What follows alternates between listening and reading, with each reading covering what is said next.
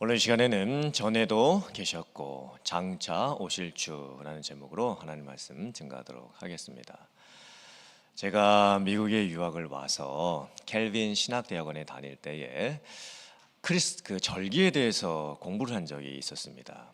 그때 숙제가 뭐가 하나 있었냐면 크리스마스에 관련해서 AD 400년 이후에 교황과 교부와 신학자들, 그리고 1500년대에 종교개혁가들과 청교도들에 관련된 크리스마스 설교집을 읽고 인사이트를 적어내는 것이 있었습니다. 그때 제가 참 흥미로운 것을 발견하게 되었습니다. 레오 1세 교황과 그레고리 1세 교황 등 몇몇 분들은 크리스마스 설교를 하면서 회개에 관한 언급을 많이 했다는 것입니다. 심지어 그레고리 1세 교황은 성탄절 설교를 하면서 최후 심판에 대한 이야기를 하고 있었습니다. 크리스마스 시즌에 요한계시록에 관련된 설교를 했던 거지요. 어쩌면 참 어울리지 않는 모습입니다. 크리스마스 시즌에 왜 요한계시록 설교를 할까?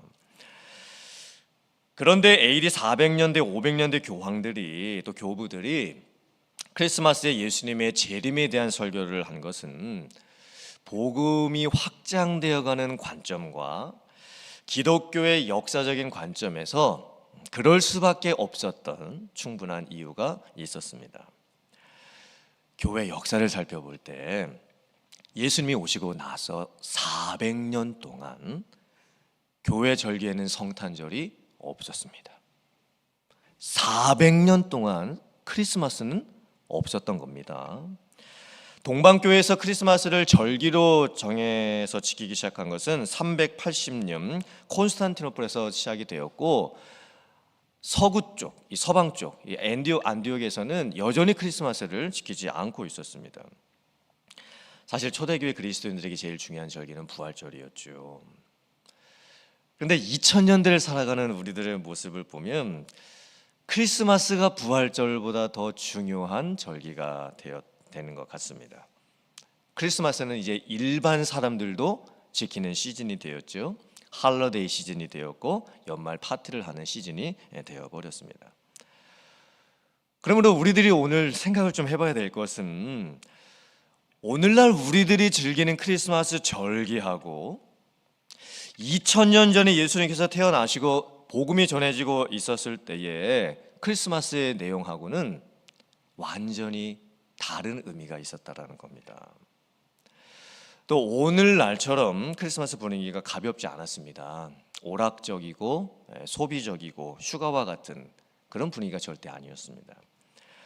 제가 1500년대 종교 개혁가들의 크리스마스 설교집과 이제 1600년대, 700년대 청교도 운동이 있었을 때 그 청교도들의 크리스마스 설교집을 또 읽어봤는데요. 그때는 심지어 스코틀랜드 청교도들은요, 크리스마스 캐롤 자체를 금지시킨 적도 있었습니다. 오늘날 우리들이 크리스마스 이제 캐롤이라고 부르는 그 캐롤은 크리스마스 때 부르는 이제 노래이지요. 믿지 않는 분들도 크리스마스 캐롤을 지금 다 부르고 있지요. 그때도 마찬가지였습니다. 원래 캐롤이라고 하는 것은요, 크리스마스에 관련된 노래가 아니었습니다. 동짓날 축제를 하면서 이방신을 섬기고 있었던 이방인들이 둥그렇게 원을 만들고 춤추면서 불렀던 노래가 캐롤입니다. 우리나라로 하면 강강술래랑 똑같은 겁니다. 어떤 명절날 동그랗게 원 만들고 강강술래 하면서 불렀던 노래랑 똑같은 거죠. 그러므로 캐롤은 크리스마스와 아무 상관이 없었던 노래였습니다. 그래서 청교도들이 모든 종류의 크리스마스 캐롤과 또 크리스마스의 문화들을 다 금지시켜 버린 거예요. 그리고 나서 이제 청교도들의 세력이 약해지는 1700년대가 되면서 크리스마스 캐롤 복원운동이 일어나게 되었고, 1800년대가 되어서 영국의 감리교 찰스 웨슬리 목사님을 중심으로 캐롤 부흥운동이 다시 일어나게 되었고, 오늘날 찬송가의 수록이 되었던 크리스마스 찬양들이 그때 많이 지어져서 부르게 되었던 겁니다. 그러므로 우리는 한번 좀 생각해 봐야 됩니다. 오늘날처럼 우리들이 즐기고 있는 크리스마스가 없었던 초대교회 당시에는 예수님의 오심이 과연 무슨 의미였을까?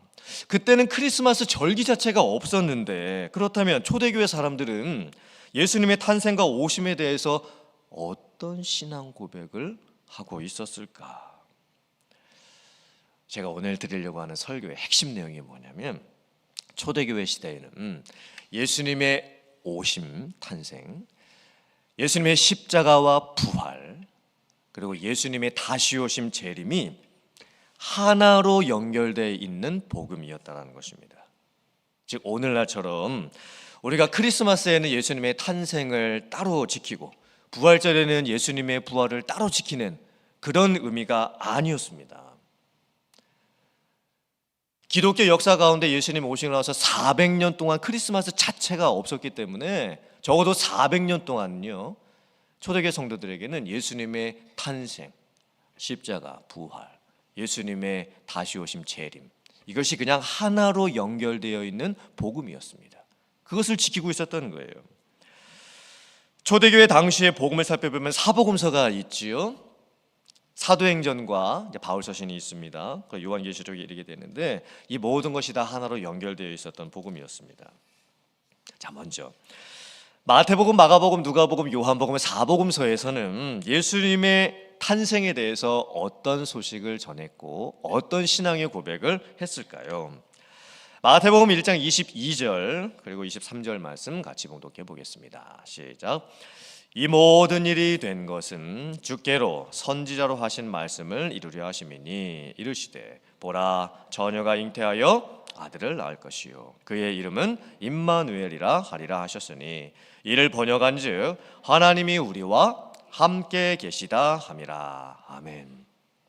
마태복음은 유대인들을 대상으로 쓰여진 성경입니다. 그래서 마태복음은 예수님께서 태어나신 것이 우연히 이루어진 것이 아니라 선지자 이사야를 통해서 700년 전에 미리 예언되었던 말씀이 그대로 성취가 된 것을 강조하고 있습니다.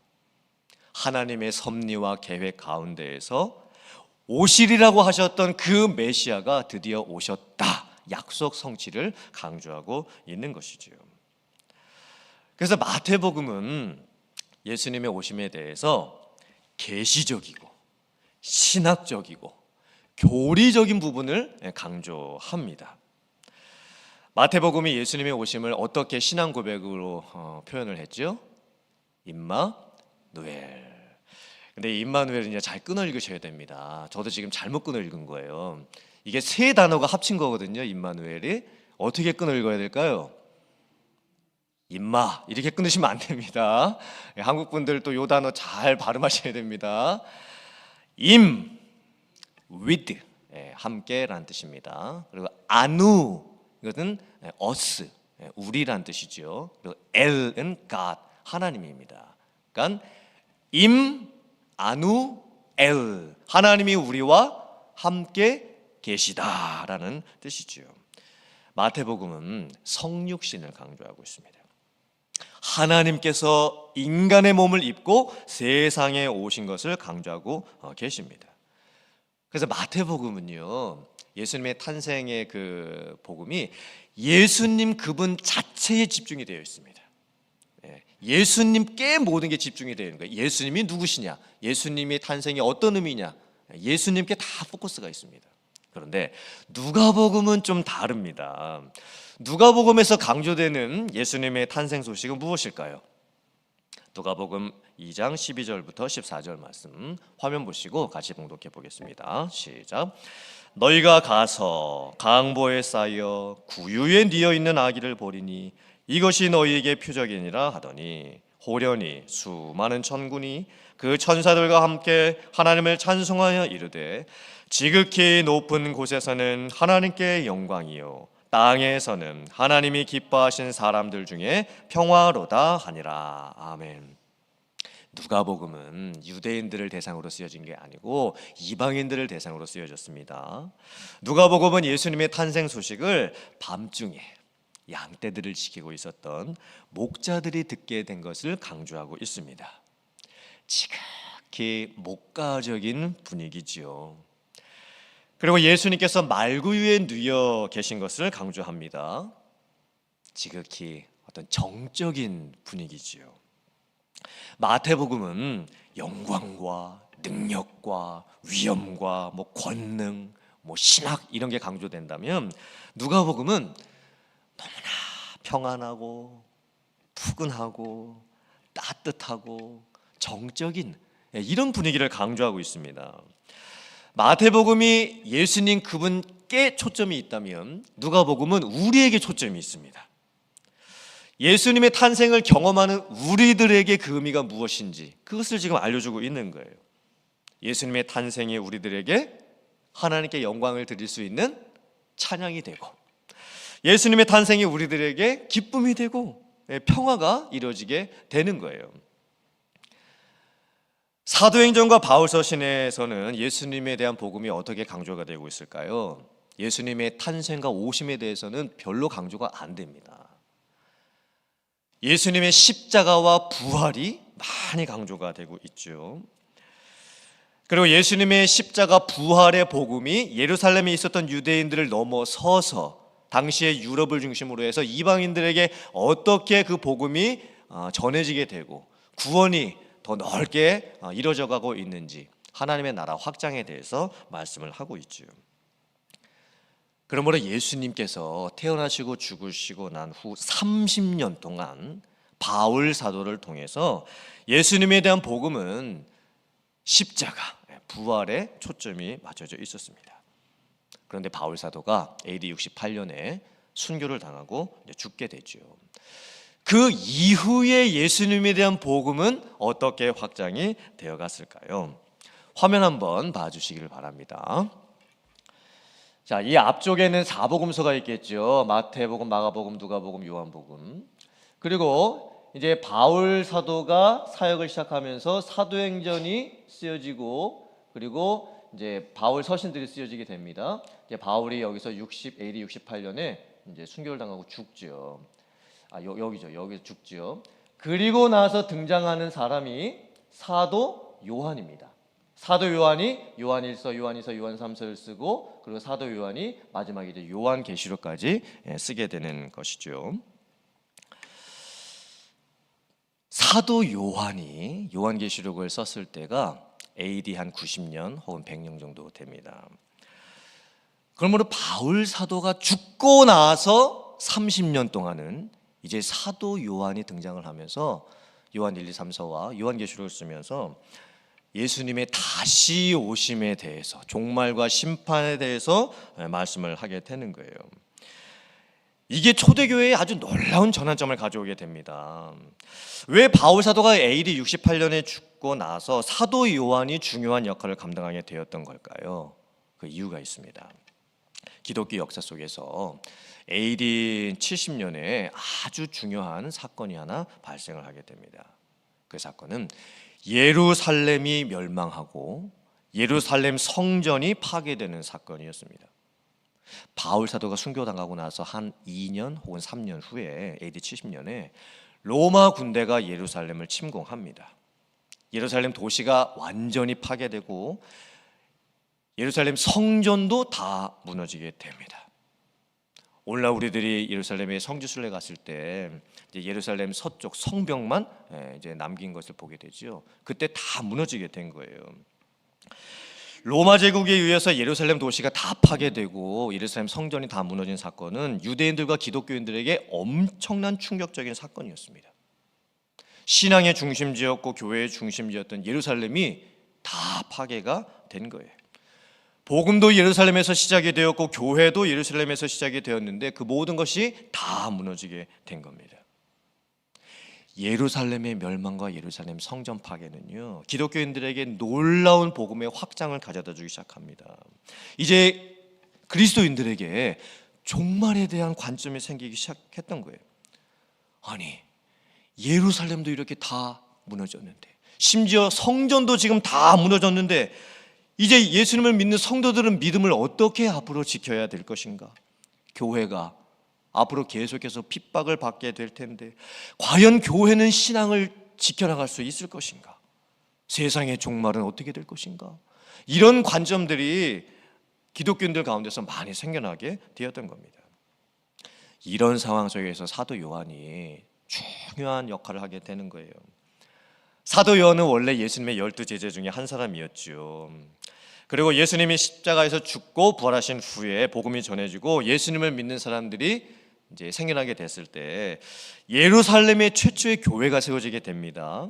그 예루살렘 교회의 대표자가 야고보와 사도 요한이었습니다.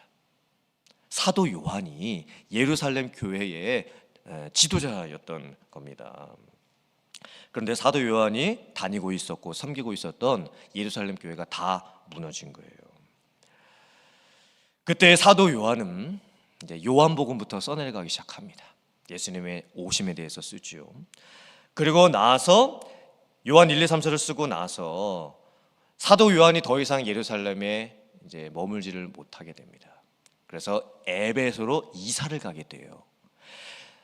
그런데 에베소에 이사를 가서도 핍박을 당하게 되고 결국은 밤모섬까지 끌려가서 감옥에 갇히게 됩니다.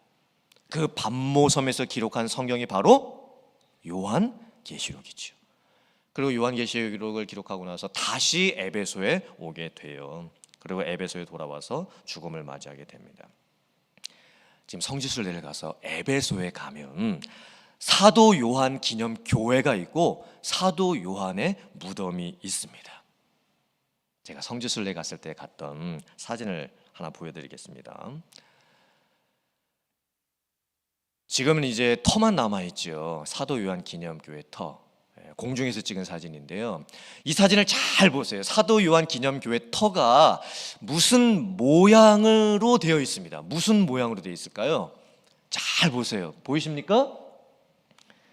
자, 십자가 모양입니다. 이렇게 십자가 모양으로 되어 있죠. 그리고 이 십자가 모양 가장자리에 다 기둥이 세워져 있어요. 기둥이 세워져 있고, 그리고 이것을 이제 복원했을 경우에는 어떤 모습이었을까 추측을 해볼 수가 있는데, 다음 사진 한번 보여주세요.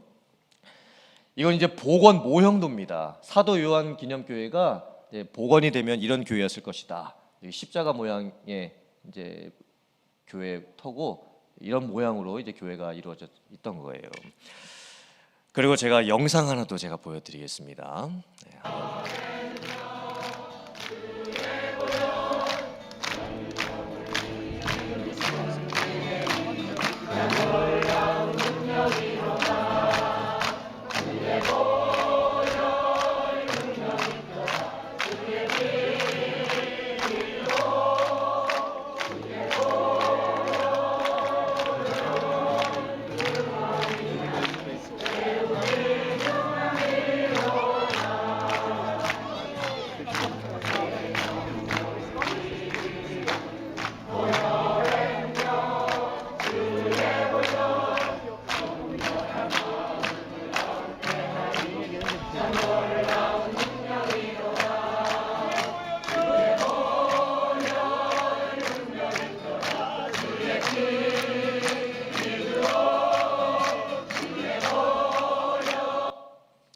자, 또 Tomb of Saint John, 사도 요한의 무덤, 그 자리입니다.